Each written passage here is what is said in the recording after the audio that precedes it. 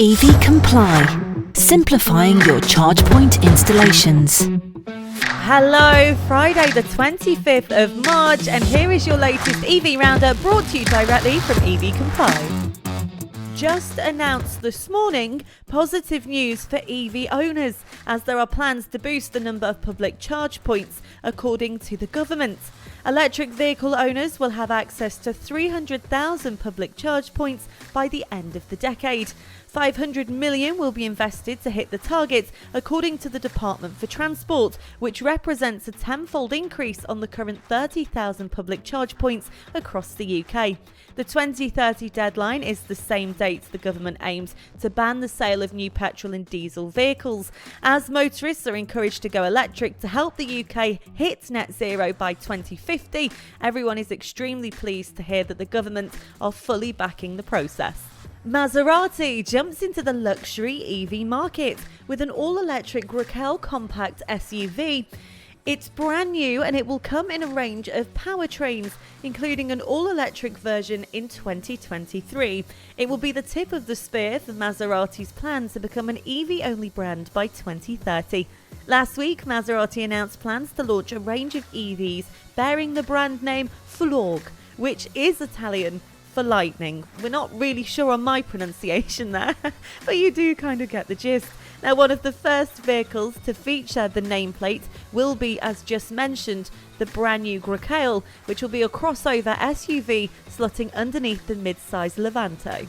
Egg has launched a new subscription-based charging offer for drivers of electric vehicles, which provides a home charger for a fixed monthly fee. The service costs £30 per month and includes installation and maintenance. EVs are an unknown entity to most drivers, and the second-hand market is presently very small, though growing, said Egg CEO Thomas Newby. The launch comes as the government's electric vehicle home charge scheme draws to a close for many homeowners on March the 31st of this month.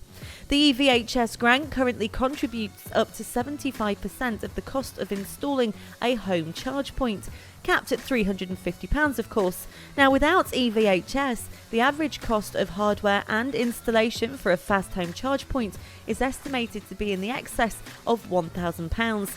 This is where Egg hopes to come in and bridge that gap. Allstar Business Solutions is enabling customers to search, plan and pay for EV charging on the road through its partnership with Zap-Map. Drivers can now download the ZapMap app and add their Allstar electric card to activate Allstar features, enabling them to pay for EV charging at participating sites on the Allstar network via ZapPay.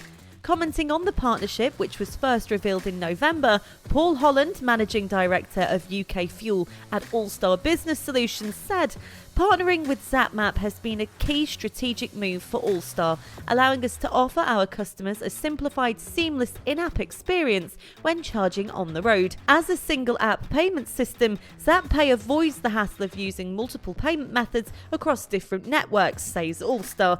In addition to in-app payments, Allstar's customers can also benefit from enhanced features in the app free of charge. In the EV industry, we talk about battery production often, but we forget big suppliers making a huge difference, such as TE Connectivity. Their challenge is keeping up with demand currently.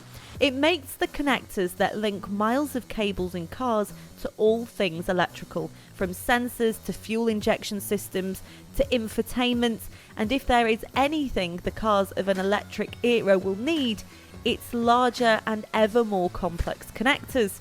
That is why TE spent $125 million to open a new building in 2020 dedicated to electric vehicle parts at a factory tucked away in a valley in the small town of Wörth in South Germany. TE is on the lookout for acquisitions or partnerships to keep expanding its auto business. CEO Terence Curtin said, "We are going to continue to add capacity and we would love to collab with more people."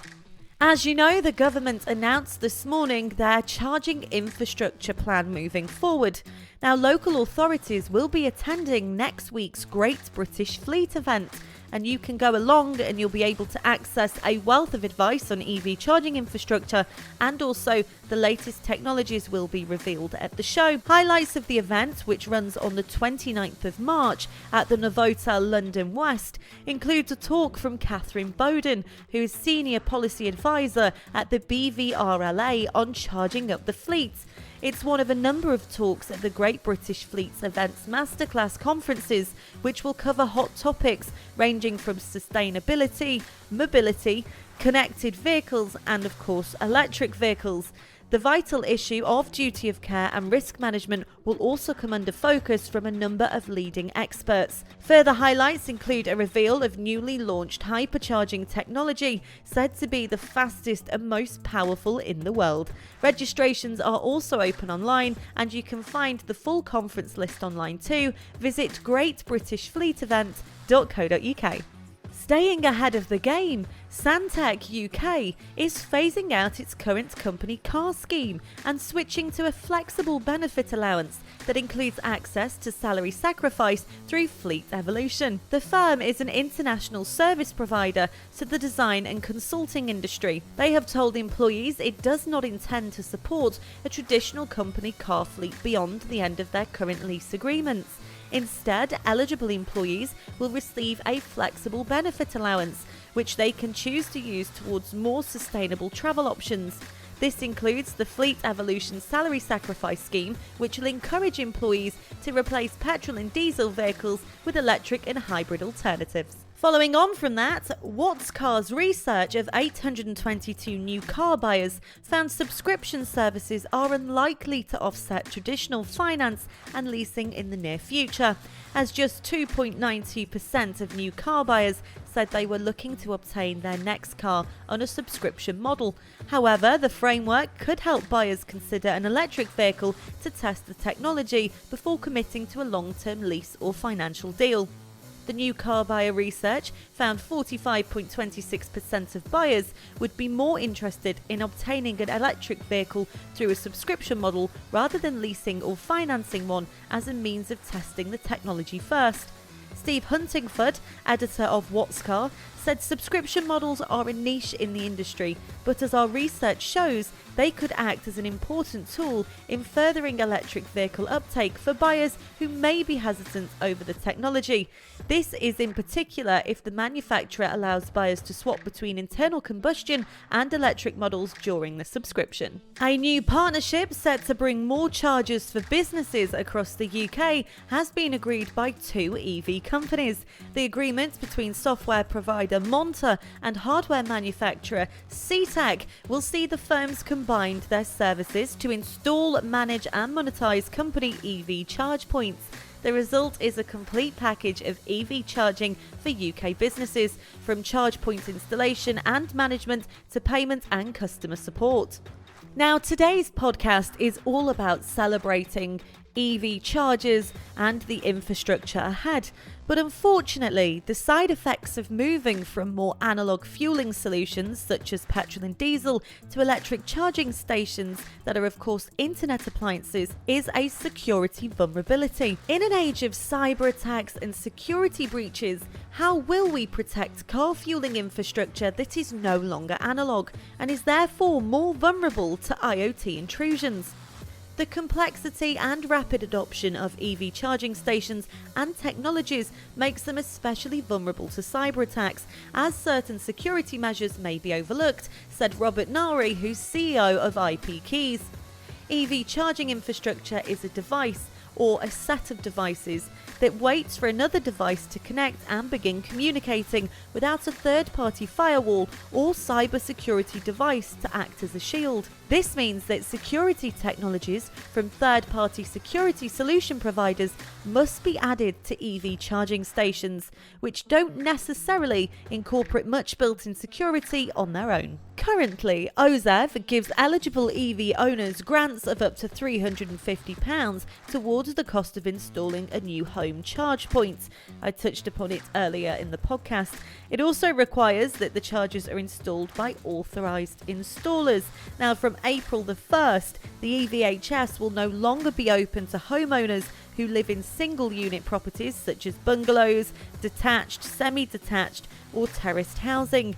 Installations need to be completed by March the 31st, so just a week to go.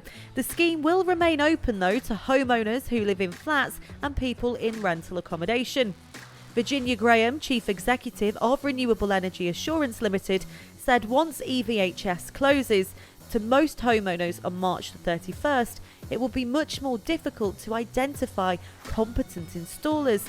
But by choosing an EVCC member to carry out your work, you will get peace of mind because they ensure that members are well qualified, committed to consumer protection, and should anything go wrong, they are there to help. So of course the podcast has all been about moving forward with EV chargers, and if you yourself are looking into this, then please do make sure that you use an authorised installer. It's being stressed at the moment and it is very important. And finally, remember, EV Comply is a software solution for the survey, installation and management of electric vehicle charge points. Ahead of the government's announcement, 300,000 more charge points are being rolled out across the UK, and this is possibly something you could turn your hand to. If so, please do check us out via our website ev-comply.com. We would love to help you. We have a desktop and mobile application for you and several features that we believe could help. From everybody here at EV Comply, you have a fantastic weekend, and I'll be back with you next Friday with the latest industry news.